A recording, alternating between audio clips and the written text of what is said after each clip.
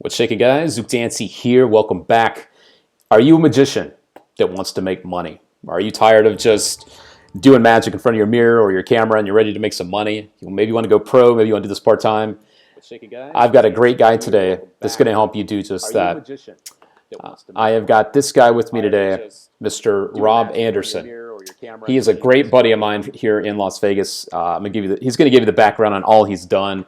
And we're going to answer your questions about the business side of magic. You know, it's all fun and games with the magic tricks. But if you actually want to make money with this stuff, this is the place to learn about that today. And I've got Rob here with me. He's in Las Vegas, too. It's a little rainy. But here he is. What's up, Rob? Hey, Luke. What's going on? All right. It's good to have you here. This is going to be a fun one because normally we talk about magic products, which is something that I'm going to try to do less of in 2020 and talk more about the real stuff with magic, just like this. So thanks for talking to me today about the business side of magic, man. This is going to be good. My pleasure. My pleasure. Yeah. So why don't we back up and get the guys a little background on you, you know, what you're all about and Sure. all that. And then we'll jump into some questions. And I know we got some great topics to talk about too. So let's find out who Rob Anderson is. Yeah, absolutely. So in 2013, I quit my job, moved to Las Vegas, and decided I want to be a professional magician, which is a pretty crazy idea. But I moved here and didn't really know exactly, how to make money at all. I just knew I wanted to make a full-time income.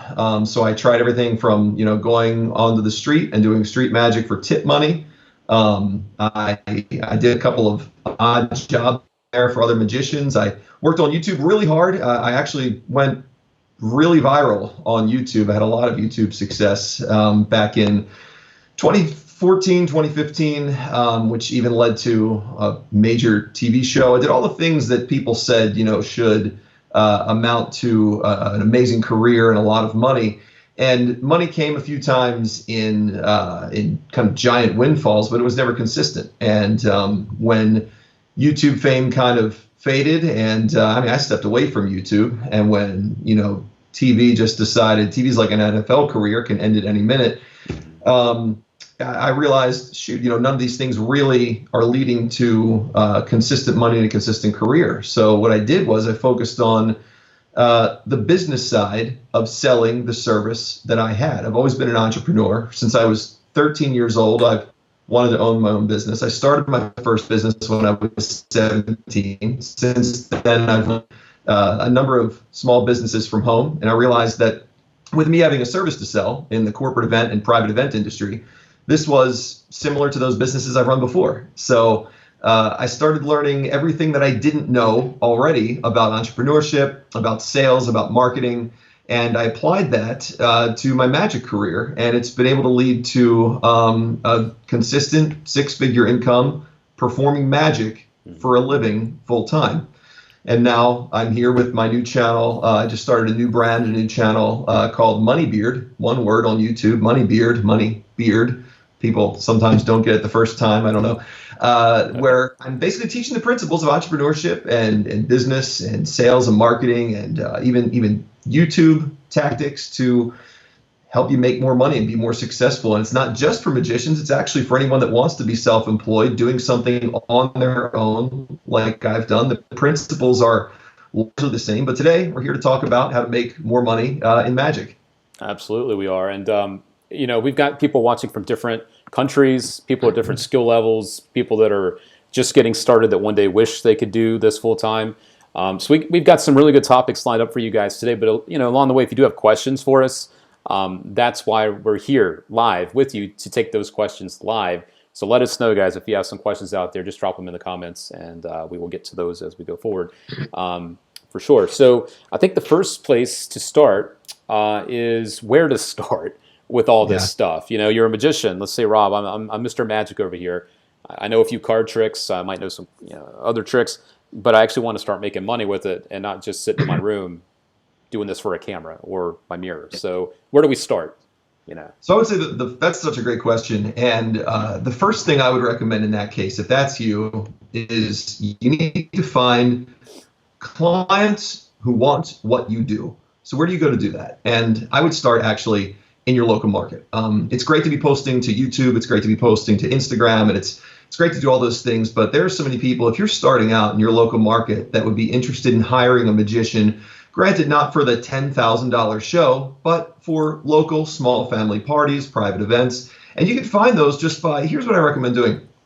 Again, if you're just starting out, find either a restaurant where you can go and perform for free, and in exchange, pass your business cards to each table that you perform for, the ones that really like your act. Exchange business cards with them if they seem really interested. Mm-hmm. Find charity events where they may be in need of entertainment that you could donate your services to, and in exchange, you'll again have the ability to pass business cards, exchange information, and possibly even be named as a sponsor of the event if the event is large enough to allow you to be named as a sponsor.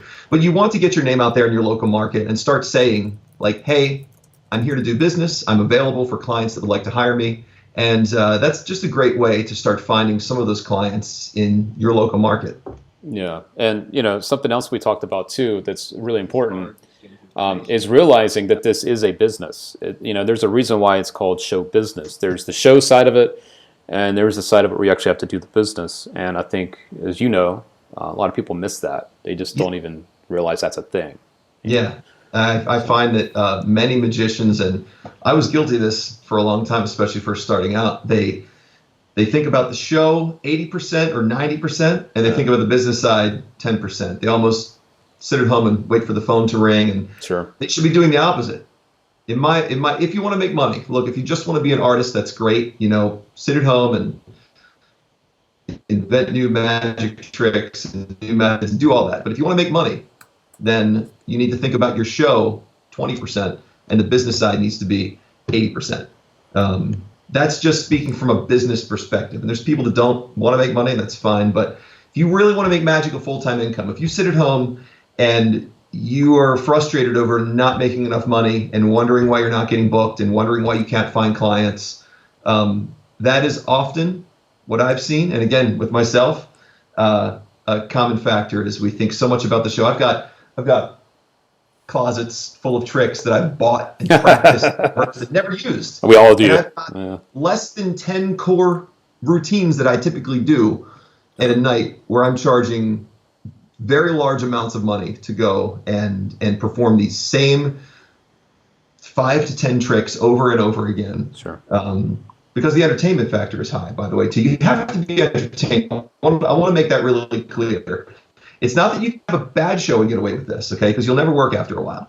You need to be great at what you do. You need to be very entertaining at what you do. Mm-hmm. The amount of tricks really doesn't matter as long as you're very entertaining and engaging while doing it. You're doing a very high-end experience. Your experience you provide needs to match the level of the rates you're performing at. So if you want to do the $100 kid's birthday party, you don't need to be the best showman in the world. But if you want to get to the level where you're consistently making enough money to live well on, your show does have to be good. But I would say you need to focus on the business much more than the show. Yeah, right on. It's easy to get wrapped up in the magic side, but and some people, they want to just do it for fun. And we're not knocking anybody out there that just wants to do this for fun. Not at all. Not at all. But if you are wanting to do more, and that's actually one of the things that we were talking about before, is a lot of people, they don't even know where to look, where to start. So that's another reason we wanted to do this today, is just try to help you guys go from here to here. Maybe not quickly, but over time, at least take some steps to do that. That's where it all starts. Here's a good question coming in. And again, guys, if you're watching live, feel free to drop these in. Here's a good question from Nigel over on Facebook. And we've got friends on Facebook and YouTube today. I see all you guys. Any tips on marketing oneself as a brand? I know brand development is a very big topic, and I know we don't have time to go over all of it, but any maybe initial tips or resources that you could recommend for branding yourself out there? Absolutely. And that's such a great question too. That's such a great question, because everybody today talks about wanting to be a personal brand. You see it all the time on Instagram where, this person's a personal brand and this is a personal brand and I'm a brand, and most of them aren't. 99% of the people that say that are not a brand. If you're doing the same tricks in the same way as every other magician out there, you're a brand. You're another guy that they can hire for whatever price they want. doing magic. But if you provide something uniquely you, first of all, you need to define who you are as a brand. And that's not just, I'm a funny magician who tells jokes during magic tricks. And no, it has to be something that is truly, uniquely you. What can you say about yourself that you do or you have done that makes you unique from other people within your market? Look at other brands, look at other famous brands. Why is Ford different from Chevrolet? Why is Honda different from Bentley? What defines these brands for being who they are? Some are economical and reliable, some are high-end and luxurious. What exactly is your brand as a performer? You need to figure that out, okay? And then you need to sell yourself and market yourself using that core branding for yourself that you've defined. You need to figure out what's different about you. And you need to sell it in a way that just makes it apparently different from other magicians. And if you do truly different, unique tricks from everybody else, that's awesome. Look at David Blaine. What's David Blaine's brand? You could think of it instantly. What's Chris Angel's brand? You could imagine Chris Angel's brand instantly. Rock star, cool magic. Whether you like Chris Angel or not, and there's going to be a million opinions, not here to get into that. His brand, and it's worked really well for him. What was David Copperfield's brand back in the 80s, back in the 90s? Think about that. You can easily picture what differentiated him from other entertainers. So well said. You really figure that out about you. Yep, well said. I mean, there's only one you out there, so own it. Another topic we were talking about before is we're talking about a lot of different things today, and I know you've only touched on a little bit so far, but when it comes at the end of the day to being more accountable, do you have any tips on, let's say someone decides to get started today, they've got all this, they're all pumped up now and they're really into this. I know you've got some really cool ideas here on how to keep yourself accountable so you'll actually do this. So if you want to do it, you should listen up right now because Rob's going to drop some truth on some tips on how you'll actually do this stuff. So. Another great question. So I say number one tip on that, write it down, place it in an area where you'll see it every single day. You need to have your goal for whether it's how much money you want to make or how many of your services you want to sell. You should write that down. You should have a whiteboard or a piece of paper somewhere in your office near where you did business at your desk, that says, birthday party packages, per month, 5. Trade shows, 3. You need whatever it is that you really decide that's an attainable number. It has to be attainable. They say, goals have to be a number of things. One of them is attainable. So don't write down that you're going to make $500,000 next month and do, 1,800 trade shows. It can't be something ridiculous. But your goals need to be realistic and attainable. Write them down so you see them. The more you see them, you will hold yourself accountable just by visualizing that. Not in a name it and claim it sort of way. Not where, I'm going to put a mansion up that I'm just going to just magically make a mansion appear in my life. But if you see something that you're working towards, it keeps you accountable. Yeah, it's true, man. And even the act of writing it, you're putting it down. If it's not on a whiteboard, if it's in a notebook, that is there to stay. Yeah. So that's not going away. So there you go, guys. I mentioned to Rob earlier, my girlfriend, she kind of turned me on to vision boards. Same kind of idea, but it's you cut things out from newspapers, magazines, and you put them on a board, and you pin them all up, and it's just like this stuff around you. And I think like a mansion. Like a mansion. You put. There you go. It's on the board. No, I'm kidding. That's true. The more you see that, the more you see it, the more you're holding yourself accountable. There's no pun intended. This is not a magic. You're not just magically going to have this appear. I don't like when people have this attitude that they can just see something and they're going to just manifest it, make it. You're not going to make a Ferrari appear in your life by seeing a picture of a Ferrari every day. You got to work, but by having a goal or something visual that you can see, you will work towards that if you're holding yourself accountable to work for it. Yeah, absolutely. And if you surround yourself with it, just like people, if you surround yourself with good people, it kind of rubs off on you. So. Oh yeah, definitely. I definitely believe you're the sum of the 5 closest people to you. Yeah. True that. Usually. Yes, that's true. Yeah. Another thing I wanted to ask you about, is you've been doing this now full time for how long? How long have you been in Vegas doing this full time now? 6 years. 6 years. 6 years. And you're making a really good living doing it too. Mhm. What's something that you wish that you knew then when you were just starting or before you ever quit your job? Because that's intimidating too. And Yeah. we're not telling people out there quit your job and do this. We're saying if you want to take these steps, they're out there. But what's something that you wish you had known that you could look back on and go, damn, if I had just known that, that might have actually really helped me, or I might have gotten started quicker. You know. I definitely wish I would have known where to find leads for new clients. And that's actually something that I just did a whole video on. I did a video on my 12 favorite sources of leads for getting corporate events on my Moneybeard channel. I really didn't know where to find clients. I think a lot of people don't. Maybe, put up a website, go on Gig Masters. All right, well, what else? And there's a lot out there, but I just think a lot of people don't realize. So I wish I would have known where to find more leads. That would have helped me a lot, just to have a larger pool of potential clients that I could market to. You're going to sell more that way, period. Yeah, absolutely. And to kind of go along with that too, I know this is kind of like the subtopic of that are the principles of sales, which I think that's something that you probably wish you would focus on sooner too, because that's basically the core of all this stuff, right? I mean, the sales part. So that really is. Look, if you're looking to make money as a magician or anything, and again, if you just want to do it for fun, that's cool. I'm not knocking anybody that wants to do that. But Sure. If you want to make money and make good money doing this, you've got to understand that you are a salesperson and an entrepreneur before you're a magician. You just are.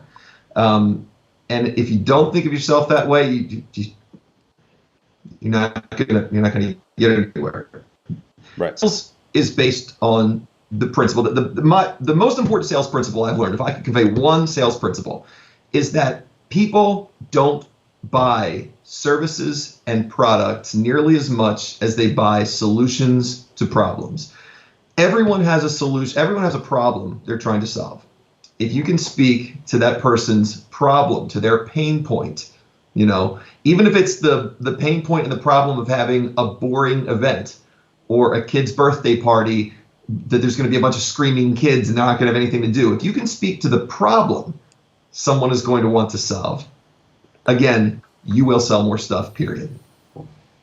Yes, that is a very, very important point. Is why do they need you, and tell them why. A lot of magicians go in selling based on the first thing they say is, well, I've won this award and that award, and I've been on this TV show, and I've been doing this for X amount of years, and so what? Clients don't care. Clients don't care about that until they understand that you get what they want, and what they want is to solve a problem.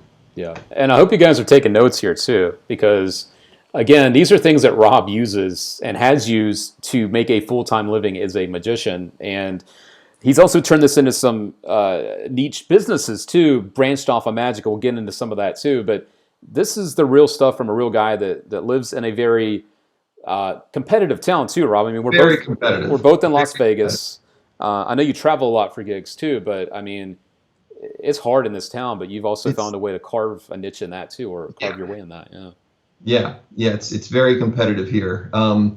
You and like as we're talking right now, I mean, this is a great feeling, and this just goes to show when you understand the principles. I got emails coming. I've got a show tonight. I've got a show tonight for a venue that I've built a relationship with, that I'm charging exactly what I want to make, and I'm getting it. And they just emailed me just saying, looking forward to seeing you tonight. These principles to this work. If you understand how to do business, it works. You mentioned having a niche market, though, and I'm so glad you did, because some people will know and some people don't. I built a niche business out of something that I started doing from a single YouTube video that went viral years ago. If you can figure out a market to do your service in, that there is a need that nobody else is servicing, you will make more money. Again, period. For me, it's been marriage proposals. Some people know this, some people don't. But I run a full-time marriage proposal planning company. It started off with me basically doing magic tricks for a proposal. I wasn't the first magician ever to do this, but I saw the need after the one that YouTube went viral, and I created a business around it. I used these business principles of understanding the problem. The guys wanted something unique. Yeah. I provided it. It's now a full-time business. We do flash mob marriage proposals, romantic room decorations, all sorts of things.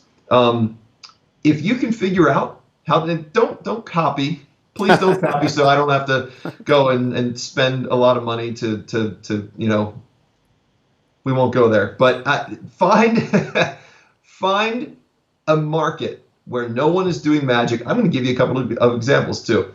Find a market where no one's doing magic that you could provide magic that people would be willing to spend money in. Here's the number one market that I've really been excited about for a while now that no one has gotten into, and I swear if no one does it, I'm going into it because there's money to be made here, and it's in baby gender reveals. Okay? Oh my God, that's brilliant, dude.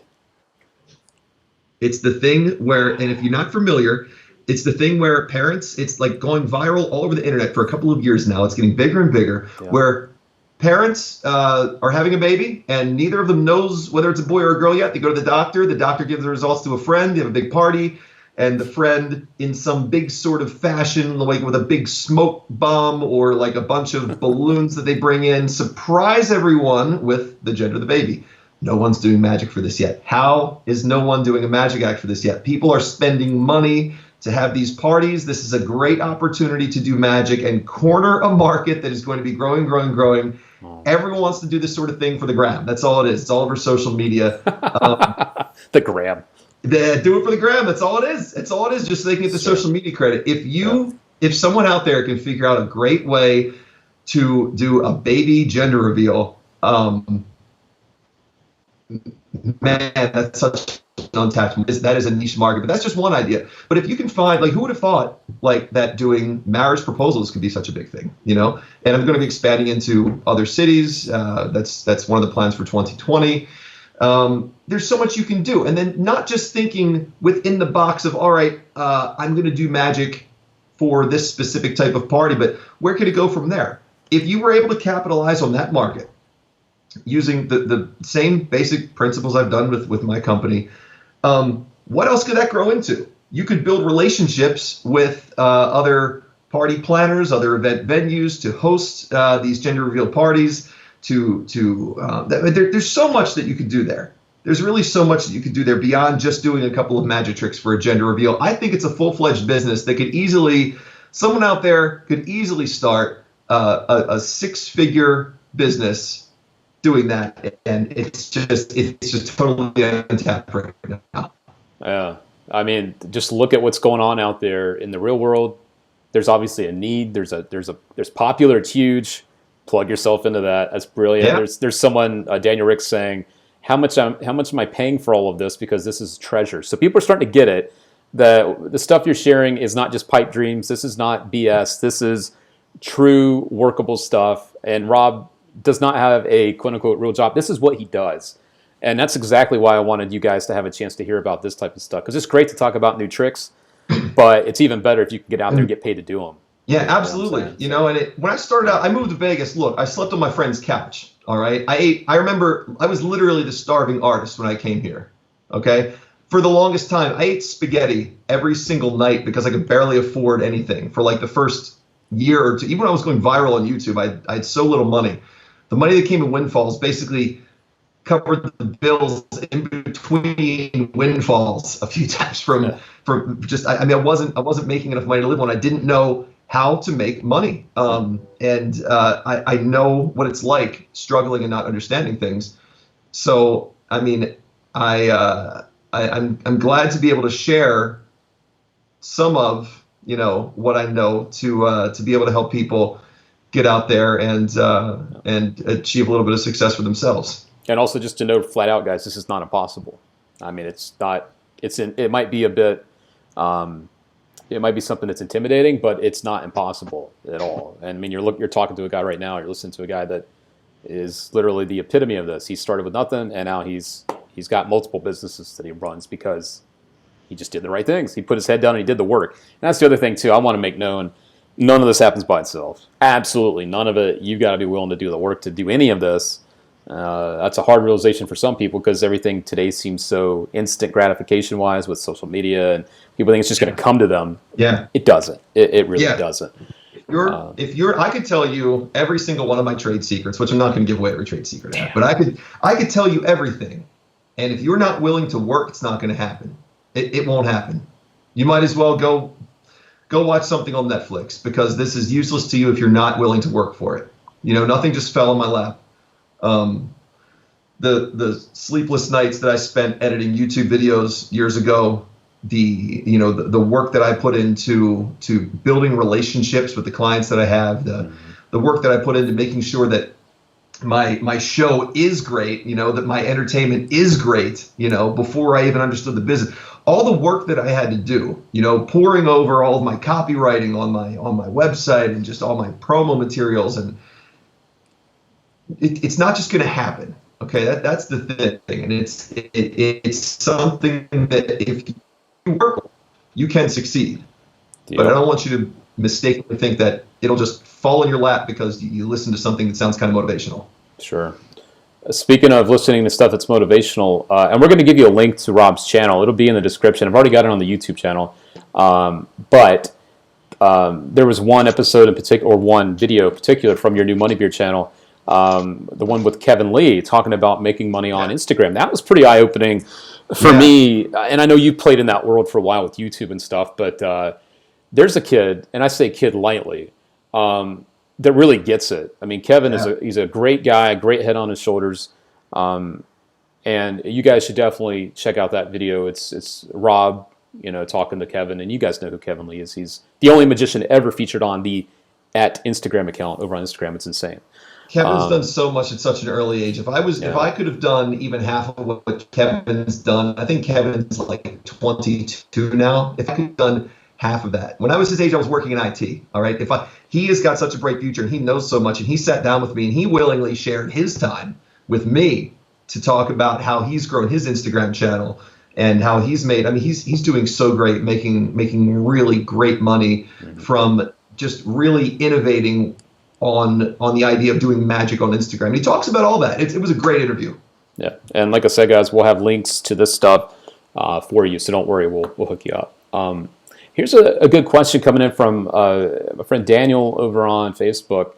What if there are no magicians at all in your area and most businesses only hire, other types of entertainment? How would you suggest to break into the market? I mean, that's a good problem to have, actually. Yeah, I wish there were no magicians in my area. You know how much? Oh man, I'd be tripling my income by next month if there were no magicians in my area. Sure. I would say, why do you find they only hire other types of entertainment? What are they possibly misunderstanding about what you do? If they're only hiring other types of entertainment and there's no magicians, then that problem almost seems circular to me. They're not hiring magicians because there are no magicians. If you've gotten rejected by businesses who said we only hire other types of entertainment, I would just ask them why. And I would offer them a free showcase. I would say, you know what? I totally understand your concern. Maybe you've seen magic on TV that didn't quite seem to fit with your brand, or whatever issue they give you. And I would say, you know what? I'd love to offer you and your team here just a free showcase during either a company happy hour or your next company meeting. I really believe I can create something that's really on brand for you and something different that'll get people in here, and that you have to make sure they understand that it's not just because you are great. If all it is, well, I've done this and I've been doing this for so many years and I'm good at this, nobody cares. You have to speak again to them. Those businesses want to please their guests. If they have a great experience for their guests, then they're going to be much more willing to have you in. So I would just ask them what their concerns are, try to speak to those concerns, again, speak to the problems, and then offer them a free showcase of why this could be so on brand and why it could be good for their guests. Absolutely, well said. And I wanted to add in a little thing, too, that I'm sure you've done before, but a lot of magicians aren't really too familiar with the networking mixers, where people from different businesses or different places that have these networking mixers. Yeah. Where you can get together. So true. And, if there's any in your area, Daniel, where there's, people that are, maybe there's DJs in there, food and beverage people that are in there with, all showcasing. If you go there as a magician, I can guarantee you, if you do one trick for someone, people are going to start saying you need to see this guy, and you're going to be handing Yeah. out cards left and right, man. So And that's even here, and it's so even here in Vegas, when I go to so much networking stuff, and sometimes it's a bust, sometimes it's good. Sure. But I mean, there are so many people who go there, and everybody's like, oh, I sell insurance. I'm a real estate agent. When you say, I'm a magician, the second you say I'm a magician, really? Even here in Vegas, where everybody's a magician, really? What? Show me something. What can you do? They want to see good magic. Yeah. And you start showing the magic, suddenly, boom, you're known as the guy who can do. Or, hey, the girl. We got Jen Kramer here headlining Westgate. Guys and girls doing magic now. It's like people want to see good magic. Mm-hmm. And when you become known as the one who does good magic, you're gonna find yourself getting called if you put yourself out there for that. Networking mixers are so good. Yeah. Yeah. I mean, it's just a great place to be seen, by a variety of people, and that's half the battle is being seen. So. Yeah. Speaking of being seen, this was a great segue for this section. We got a couple more topics for you guys. But again, if you have any questions, feel free. Don't be shy. Let us know. What is something that the guys that are watching now or watching later, what is something they could start doing today? And we'll break it up into two parts. Someone that's a beginner, someone that's just starting this stuff, or maybe someone's been around it, but they're not like too deep into it. And then let's jump into like the more advanced performers. So let's start with the beginner. What's something that they could start to do today to kind of get the ball rolling, to get them moving forward on this? Another great question. Yeah, so if you're beginning and you want to work and you're really not working, I would do kind of what I said earlier. Yeah. I would find your clients in a beginner's sort of market, and that is going to probably be a lot of birthday parties, even kids' birthdays, family parties. Find those. I would go and find a restaurant gig or two where you can perform for free, really showcase your talents, and get better at what you're doing, and exchange business cards. And if you can pass your business card out, great. If you can exchange business cards, even better, because then you can follow up, type them in email when you get home, say, hey, great meeting you tonight. Here's a little video of what I do in case you'd ever like to have me in for a party or an event that you're having. You need to find your clients. So I was get a free restaurant gig. I would start trying to volunteer and do some free shows for charity events or networking mixers or places that might be keen to having entertainment, but maybe they just don't really have a budget for it. Great. Hey, I'll donate my services to you. I would just appreciate it. And you're not doing it just for free. You're donating your services so that in exchange, maybe they can promote you a little bit and shout your name out there on their social media, like pass business cards around, or even have a little flyer or some sort of banner stand by the door showcasing who you are. Yeah, I would find your clients that way. Second part, if you're more advanced, I would really recommend investing money in truly great promo material. And that's going to be a really nice professional looking video. That's going to be a really, really nice set of photos and a one sheet.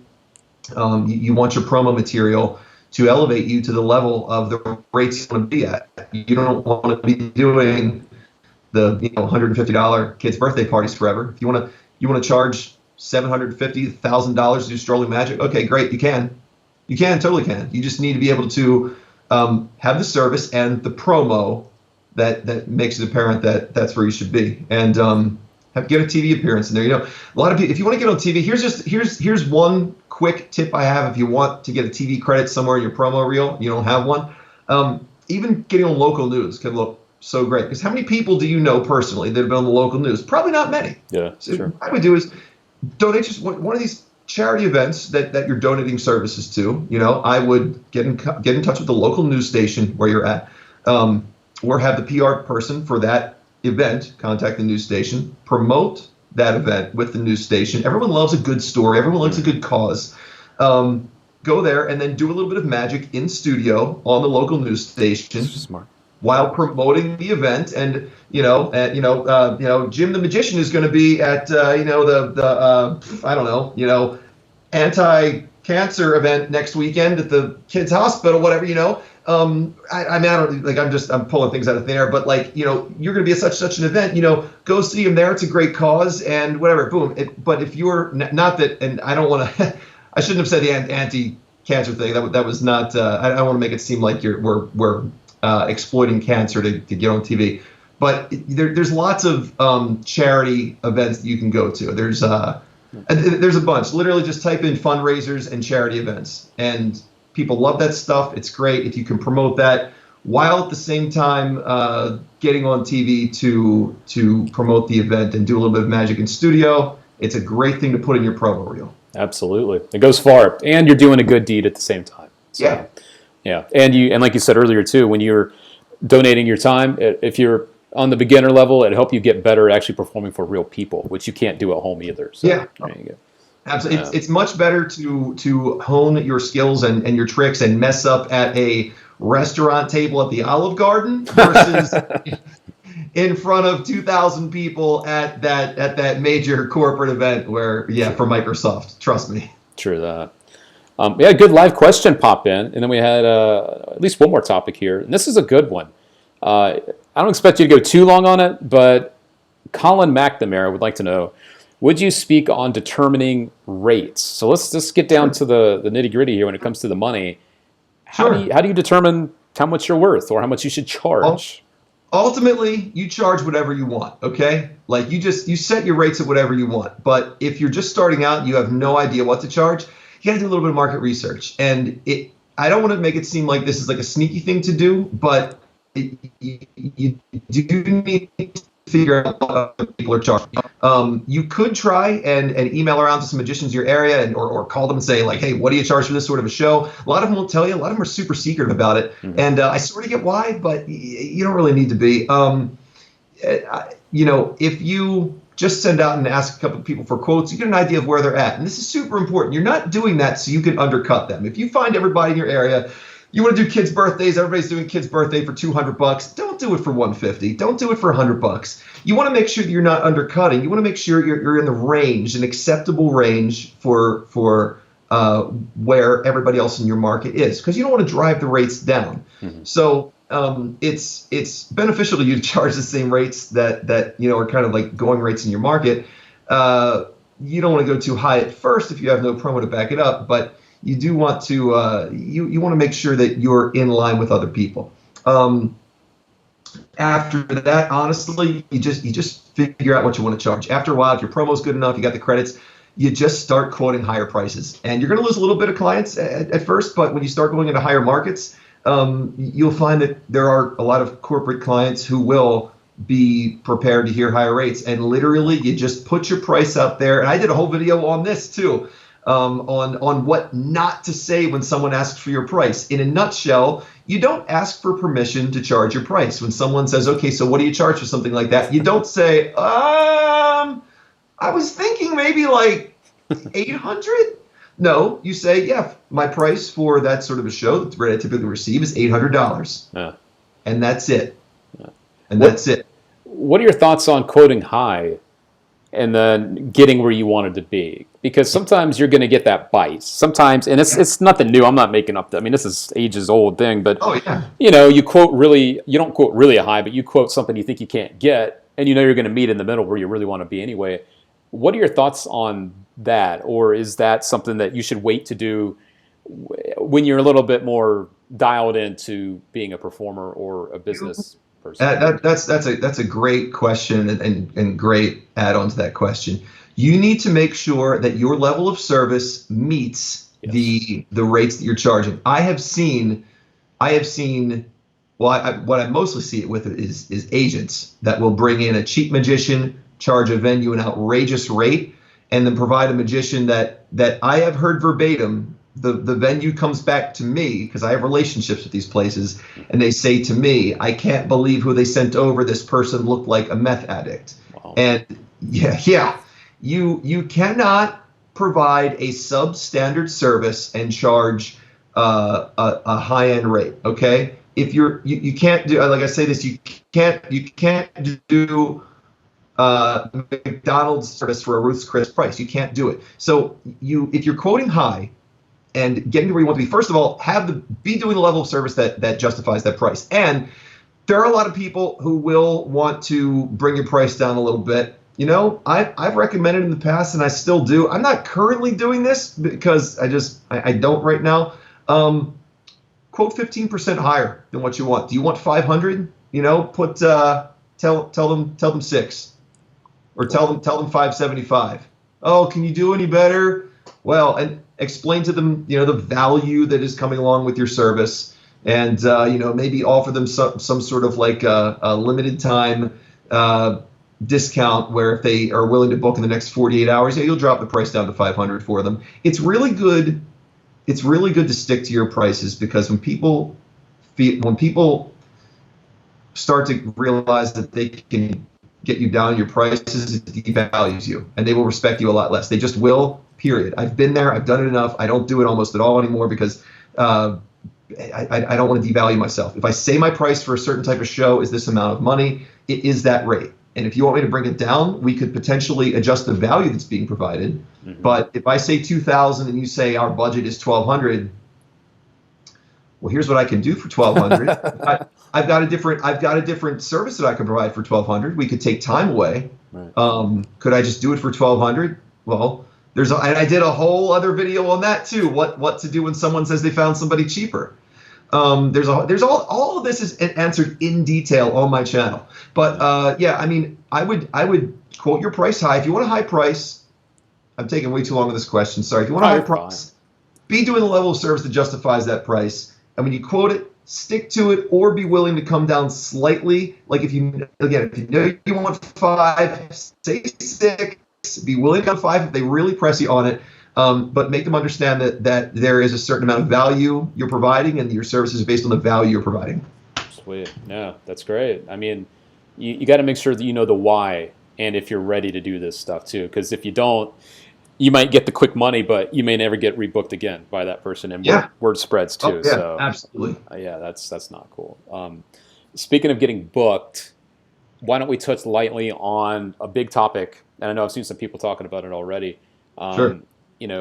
People think, the quick answer to all this is, well, I could just get an agent or a manager and they'll make all this happen for me.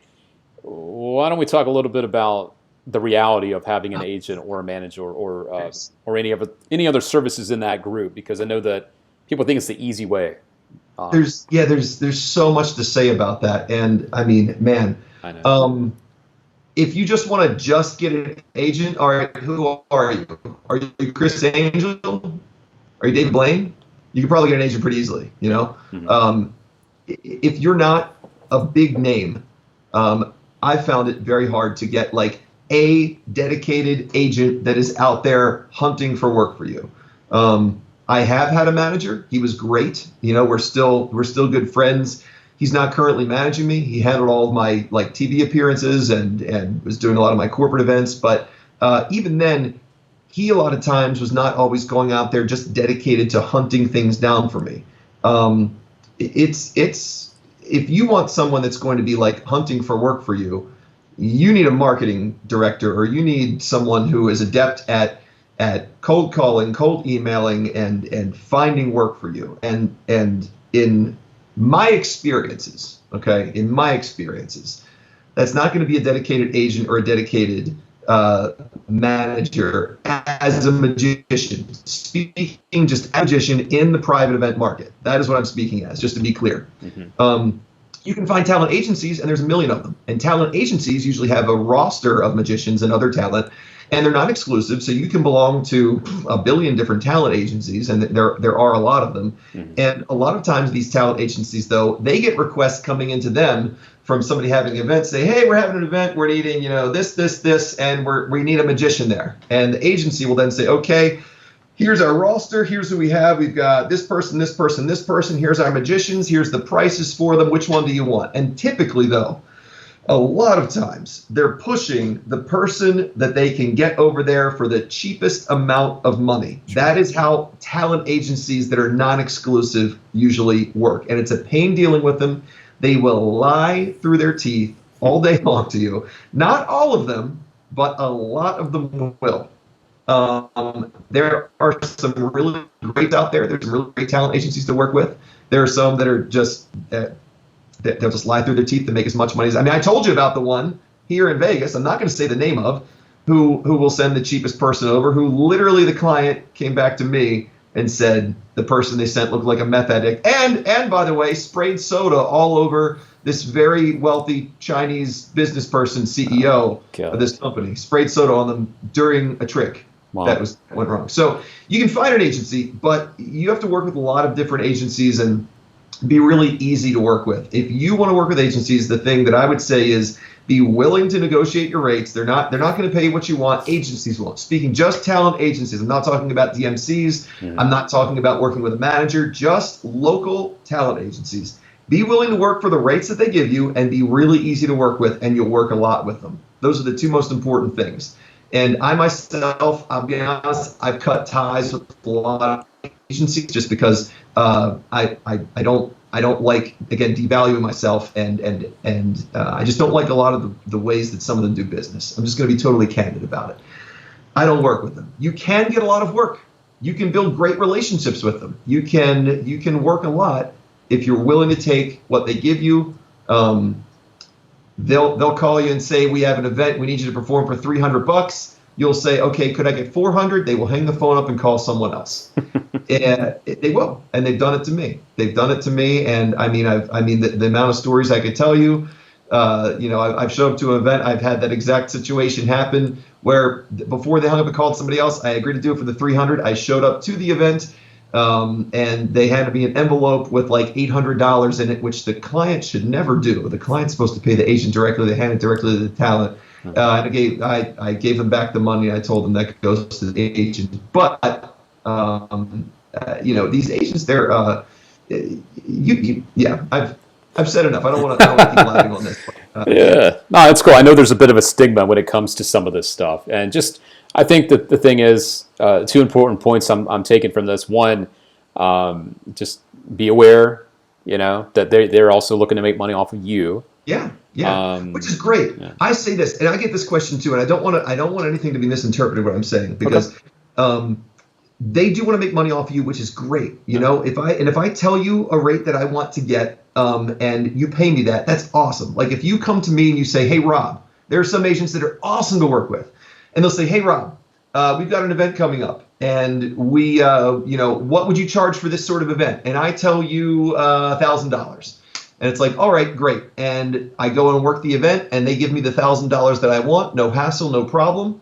And then I find out just through the grapevine later that agent was paid $8,000, and I could have gotten $7,000 more. Should I be mad? In that case, no. No, I shouldn't be mad. That agent could have gotten $100,000, and I would have no right to be mad because I said I wanted $1,000. I didn't say I wanted $7,000. I didn't say I wanted $100,000. I said I wanted $1,000, and that agent gave it to me. Now, I don't think it's necessarily ethical of an agent to withhold that amount of money and keep that amount of markup, but I had no right to be angry at an agent who gave me the amount of money I asked for. So I just want to be clear on that. But if they tell me, oh, they only have $100 in the budget, and then they get paid $9,000, yeah, I'm gonna be mad. That's cool. Yeah, no bueno, no bueno. Yeah. And again, guys, too, it's not a shortcut. It doesn't mean you don't still need to be doing the work behind the scenes yourself. That's one of many lead sources you need. Being a part of a talent agency is one of many lead sources you need in order to do business. Yeah. And again, if you guys are just joining us, this is Rob Anderson. He's a full-time magician, but he also is an entrepreneur. Several businesses that he has started from the ground up. Lives in Las Vegas as well, and makes a very comfortable living doing what he loves. So we're trying to help you guys, do something that maybe you want to do that you love too, because it's not impossible to do this stuff. And we hope that this is helping you guys out. Any last thoughts on this stuff? I know that we've covered a lot of different topics, but I know that you shared a lot of things about getting booked, going in the right directions. And again, guys, we're going to give you some links to Rob's channel, which is all about this kind of stuff on a regular basis, his new YouTube channel, Moneybeard, which is fantastic. But are there any other last thoughts you want to give the guys to maybe get them fired up, or just something that it's like, get out there and do it? I don't know. Just what you got? Yeah, it's possible to make money. And if you can break the mindset of being broke, and this is a video I'm going to do in the future on the Moneybeard channel. I hear so many people say, of course I'm broke. I'm a magician. Why? Jeez. Why? Why does it have to be that way? Why are you accepting the fact that you can only make $3,000 a month as a magician? Why are you accepting the fact that because whatever is your job title is the amount of money that you can make. Why are you accepting that? I mean, so many people have gone out there and made like huge fortunes for themselves. And look, I want to say this too. Money's not everything. My life is not ruled by money. I just happen to know how to make money, and I'm advising you on it. But why limit yourself by the negative thoughts of, well, this is all I can make because I'm a magician? Don't. Look at the magicians who have gotten rich doing what they do, and getting rich is not the end goal in life. All right. It's much more about being happy. I like thinking about it that way more, but don't limit yourself. Don't limit yourself just by thinking like, well, I do magic tricks for a living and I'm going to be broke forever. You can make so much money by going out there. And hopefully I've given you a couple of ideas for how to go out there. Man, I think the person that goes out there and does the baby gender reveal thing is going to make a lot of money. There's so many ways to find clients who want what you do. There's so many ways to raise your rates. Like the first time I remember when I doubled my rates like a few years ago from doing strolling magic from $250 to $500 an hour back then. And I charge a lot more than that now. The first time I did that, I sweated bullets because I was like, no one pays this much for no one's gonna pay. And no one's gonna pay me twice what I made last time I quoted somebody. And when they agreed to it, I was like, is that okay? Can I do that? Yes, you can do that. There are people, if you provide the value, all right, you have to provide the value. Yes. You can make the money, all right? And I'm not promising you're going to be a millionaire. I don't make millions of dollars. I might one day, you don't know. But a lot of people have. There's literally a Forbes list of the richest magicians in the world, and it's all millionaire magicians, Michael Carbonaro and Chris Angel and everybody. But like, why not you? Why couldn't you have even a tenth of a percentage of that market and be making $300,000 a year? Why not? Like, why? Yeah. Realistically, why not? Yeah, you could. I also think that we should stop looking at each other as competition and focus on ourselves. And that's something I just see as an outsider looking in. I'm not a full-time performer. I'm not Rob. I'm in a different category, but I think that a lot of times we compare ourselves a little bit too much about the people around us or that we admire, when we should just be worrying about ourselves and what we could do for ourselves. Yeah, and it's so hard not to worry about the competition too, and that's such a good point. It's so hard not to worry about the competition, but if you can focus on what you're doing, don't worry about if the guy down the street is getting twice the amount of gigs that you're doing. What are you doing? Mm-hmm. Like, you have to learn how to compete with that person, not screw them over, but you have to learn how to compete with them, sure. Which, by the way, they might, depending on your relationship with them, they might be a great source of leads for you if you give them a call and you say, hey, if you're ever double booked, I'd love to pay you a commission percentage on any shows that you send my way. If you get double booked and send a client my way. If you head out of town, I'd love to pay you a 15% commission on anything that you send me while you're out of town. It's so helpful when you can stop looking at each other, just like you said, and just like hating your competition. Yeah, it's easy to do it, but just focus on you and do you. That's all I got to say. Yeah. So as we start to wrap this up, guys, this doesn't have to stop. The conversation doesn't have to stop. One thing I would like to ask you guys, whether you're on Facebook or YouTube, is I would love to hear what type of gigs you guys have done in the past and what you currently do and what maybe you want to do in the future. I'd love to hear more from you guys. I know Chris Cram just had a nice little answer here, a little variety. He's doing parties, walk around, anniversary parties, and some fundraisers. So what about the rest of you guys? If you've never done any gigs, what do you think you would like to do? I would definitely love to get the combo going with that too, because we're all doing different stuff and we all have different goals too, which is great at the end of the day. Most definitely. Yeah. Well, Rob, I'm gonna let you get out of here, man. Again, I'm gonna link the guys in the description here at the top of these videos, or on YouTube, it'll be below. Links to Rob's channel on YouTube, The Money Beard. It is all about this type of stuff. So if you're digging this, you should definitely give that a listen to.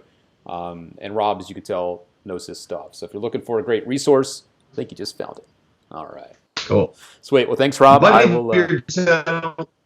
Thanks, Luke. You got it, brother. I will catch you later, man. See ya. There you go, guys. I gave you all I got today. I hope you really, really enjoyed this. As I mentioned earlier today, the goal with what we're doing in 2020 with the lives, we're doing a couple new things. One, to bring stuff just like this to you. He's bringing stuff. I'm going to be bringing. He sent me a message. I'll be bringing you more stuff just like this, different topics about magic, different ways to help you get out there and to do more with your magic, whether it's making money, maybe you want to get more comfortable performing. We're going to bring more really, really informed guests just like this. Rob's one of the best that I know around here. We'll try to bring more guys just like this to try to help you. And of course, we'll dribble in, a little bit of the magic products here and there too. But we're going to mix it up for you. Also, a lot of new giveaways for you this year in 2020. Some very cool one-of-a-kind things that I've been seeing from the team. It's going to be really cool. Also, if you're on your phone, these new little notifications keep popping up on mobile now to turn on your live notifications. I definitely recommend doing that, whether you're watching on Facebook or YouTube. Click the bell there.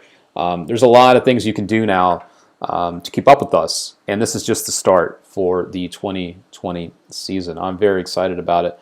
And don't forget, we are on all the regular social places. You can see these popping up here. We're here on Facebook, we're on Twitter, we're on YouTube, and we're on Instagram. Just look for Murphy's Magic, and you will find us in those spots, okay? So that is how to do that, and I'm excited. I'm really excited for the new year. We're definitely going to be changing things up for you, keeping it fresh. And thanks again to Rob Anderson for joining me, and definitely check out his Money Beard channel on YouTube. It's a great resource if you're wanting to take your magic, not necessarily the tricks. If you want to take your magic and turn it into a business, you can do it. And I believe in you guys, and I would love to follow some of your journeys. Some of our viewers, actually, I've been doing these now with Murphy's for about 3 years. Some of the people that were first watching these ended up now performing quite a bit. And I'm not taking the credit for that, but I've been there along their journey, and it's been awesome to see it. So I know that it can be done. And I would love to hear from you guys on what you're doing out there, how much more you're doing with your magic. It's just exciting. It's really exciting that we could kind of help be part of that, So, yeah, again on YouTube, hit the bell, turn that notification on. I can see some of our YouTube friends out there. Make sure that you guys do that for sure. We will be back again in the near future. So, and if you are on Facebook, you know what to do. Smash it. Smash it on Facebook. Let's do it for Rob Anderson today. The guy kicks some ass. He shared all kinds of info I didn't even think he was going to share. Do it for Rob. Hashtag do it for Rob. All right. That's going to do us today. It is a nice rainy day here in Las Vegas. I'm going to go see David Copperfield tonight. It's going to be awesome. So, yeah. I'll be back next week with another show. Next week, we'll actually be talking about the DMC Elite Gaffs deck. It's kind of been under the radar a little bit. There's so much new stuff coming out. It's one of those things we've been waiting for, and it's actually, I think it's officially available now, which is why we're going to talk about it next week. I know Phil Smith will be with me. I'm trying to get DMC on too. DMC is a very busy guy, as you know, so we're going to have at least Phil on for sure. That'll be next Wednesday, noon Pacific, 3 p.m. Eastern time, so stay tuned for that. Got some other really good guests for you and some other new products coming out that we'll be talking about. So if you like this kind of stuff, definitely make sure you keep up with us, all right? So I will catch you guys next week. Again, the combo doesn't have to stop. If you want to have any other questions answered, drop them in the comments below. I'm there. I keep checking them out, and all that fun stuff. Lex is saying, do it for Rob. Hashtag do it for Rob. Yeah, do it for Rob. If you really did like this, do it for Rob. He is awesome. And again, I know I'm kind of like running around circles here. Definitely check out Rob Anderson. Great guy. I'm so glad that he and I have finally been running into each other in town in Vegas. There are good people out here. I've got another great Vegas guy here, Gary Bartlett's watching, some other good friends too. So thank you guys for today. I'm going to get out of here. We'll see you next time. And get out there and put the work in. Do it to it. The stuff does not happen by itself. See ya.